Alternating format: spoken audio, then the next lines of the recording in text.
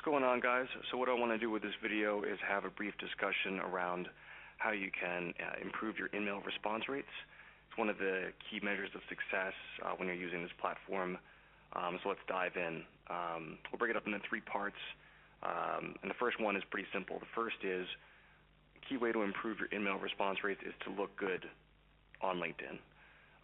So if you take a look at any kind of social media right now, it's really uncommon for someone to purchase any service, any item, without being able to do research on who they're going to be dealing with. And LinkedIn is no different. So that just comes down to having a really good profile. So when in here at Connected Group, if you're watching this, good job. You have a professional profile picture. You have this tagline is customized.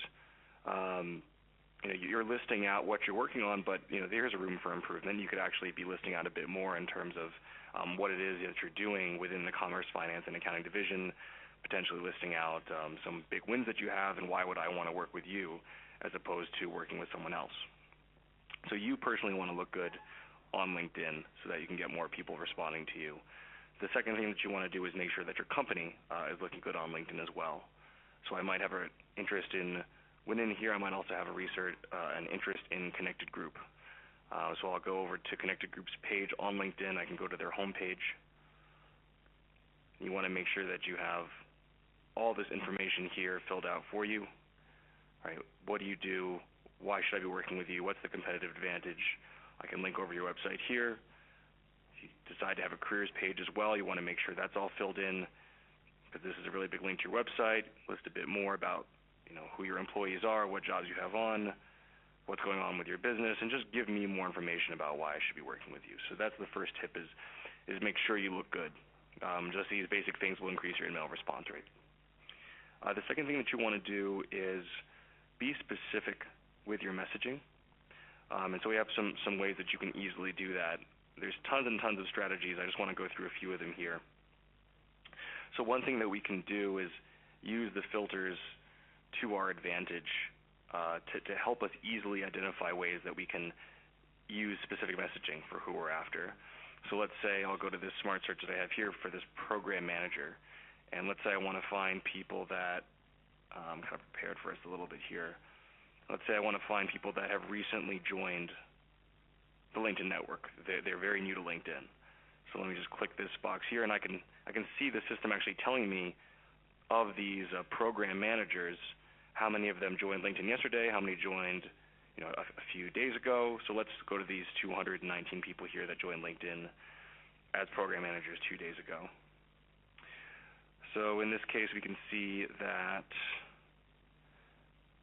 let's say, Jasmine here is very new to LinkedIn, and she's a bit early in her career, so let's say the sustainability program manager at Manila Water. This is a bit more interesting to me. I need someone like this. So I can use my messaging to take advantage of the fact that I know that Brainer is new to LinkedIn. So I can create a template and just simply use that and say, oh, I see that you're new to LinkedIn, so let's do that. So let's say my template is new to LinkedIn. There we are. Welcome to LinkedIn. It's you recently made a profile. Glad to see you're on the network. Do a lot of work in your space. Can we arrange a networking call to see what you'd be looking for? So if I'm sending this kind of message, I'm potentially the first person to get in touch with Rainier here. So they might be a bit more amenable to such a direct outreach. Okay, really specific messaging. Another example of some specific messaging that we can do is, discard this message. How about people that are well tenured? So let's say of these people that are new to LinkedIn, let's add in a few more just to broaden the search up a little bit. So all these people in this search, they're program managers. They've joined LinkedIn anywhere from 2 to 14 days ago. And let's add in people who their years in their current position are 3 to 5, and their years in their current company are 3 to 5. And this will help me to eliminate any false positives, people that maybe they're promoted or something like that.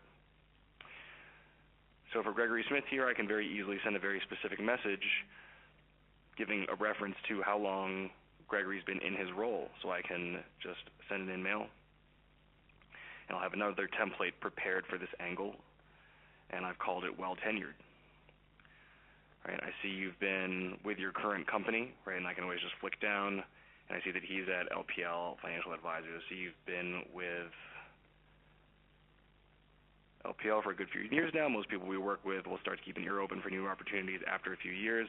We'd love to arrange a chat to understand what you'd be open to hearing about, right? And in this case, I just want to let Greg know that I've researched his profile enough to realize that, it's been a few years since he's been at LPL, so he may be a bit more interested. Okay.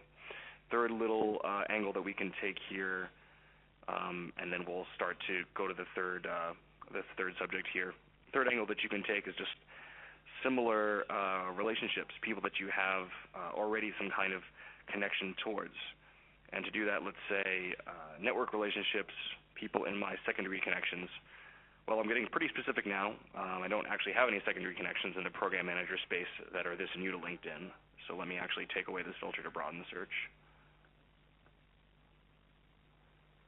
And let's say 3 to 5 years of experience in current company, in current position, and they're my secondary connections. Okay. So Gary here, someone that I have some shared connections with, and so Randy is actually a colleague of mine. And so I can message Gary and I can use this specific information to my advantage. So I can just say, I'll send an email. And let's say similar circles, right? Notice the subject line is also very, very specific right from the front, foot. So I'm saying, hi Gary, I was catching up with Randy, and he recommended that I get in touch with you. Would love to get your opinion on a project we have on at the moment. Do you have a few minutes tomorrow at lunch? So in each of these situations, I'm simply using the filters here on the left-hand side to distill some very specific information about the people that I want to contact. And then my messaging that I'm using is referencing that same information. And you can do this for any filter. So you can say people that went to the same university as your hiring manager, or people that went to the same university as you. You can say people who currently work at the place that your hiring manager used to work. Right? You can go for all these things that we've looked at here already. And this is before you're even using any of these new filters, like people who have engaged with your brand, people that are following your business, people that used to apply to your job. You can reference any of these facts in your messaging, and that's just automatically making your messaging very unique. So this is what I would recommend is rather than just lead out with, hey, here's my job, do you want it? Take a step back and realize that a lot of the people that you're going to be messaging on LinkedIn are passive candidates. About 70% of them are, in fact. So if your approach is just a little bit different, you can expect a little bit, actually significantly better results by leading out with these insights instead of just, spamming opportunities and hoping that someone's going to respond. The only people that you're getting back from that are active candidates, which you can probably find on any other job board, where LinkedIn is more of a network. Finally, the last thing I would recommend, and just rounding out the third part here, would be to measure your success. Have a look at these reports here. You can have a look at your recruiter usage. You can have a look at your InMail analytics. On your recruiter usage, it's going to be really straightforward. And it's not really focused on InMails. It's just more focused on how everyone is using the tool. But InMail analytics will be very interesting. You can come up here, and you can see how you're doing by InMails. Then you can compare your activity, and you can see how everyone on your team is doing. And then you can identify the dates that you're interested in. So do you want to see if you're actually doing better with InMail since this time last year or this time a few months ago? And you have all these insights here as well. You can see, who is it that you're messaging? Right? Are you using some of these common denominators to help get the attention of people? And where does your InMail response rank in terms of your team? If you're at the top, fantastic. If you're not, why not? And help you to understand what changes you're making and if they're having a positive impact. So we hope that you found this useful. Hopefully by now you have some ideas about how you can improve your InMail response rate. As always, feel free to use us as a resource. And thanks a lot for watching. We'll see you out there.